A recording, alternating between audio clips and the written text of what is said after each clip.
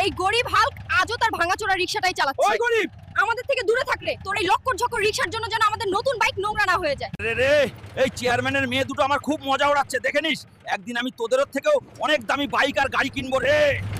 আরে ম্যানেজার সাহেব, এই গাড়িটার দাম কত রে? আরে গরিব, এটা টেসলা গাড়ি, টেসলা। তোর তো এতে বসবারও যোগ্যতা নেই, আর তুই কথা বলছিস কেনার। আরে ম্যানেজার, ওরা যত মজা ওড়ানোর ওরা রে, একদিন আমি তোর পুরো টেসলা কোম্পানিটাই কিনে নেব রে। আরে রে, এখন আমি এত টাকা কোথা থেকে পাবো রে, যেটা দিয়ে গাড়ি কিনতে পারি? শোনো শোনো সবাই শোনো রে, যে কেউ এই দুই মাথাওয়ালা ভন ভন পালোয়ানকে হারাতে পারবে তাকে দেওয়া হবে একটা সোনার জুতো আর পুরো 200 কোটি টাকা। আমি হারিয়ে আসবো ওই দুই মাথাওয়ালা ভন ভন পালোয়ানকে আর জিতে নেব পুরো খাজানা। আরে বাংলাদেশে এমন কেউ কি আছে যে এই ভন ভন পালোয়ানকে হারাতে পারে? আরে বাংলাদেশে এমন কেউ জন্মায়নি যে আমাকে হারাতে পারে। হে বাংলাদেশবাসী, এই ভন ভনকে আমিই হারাবো রে, আমি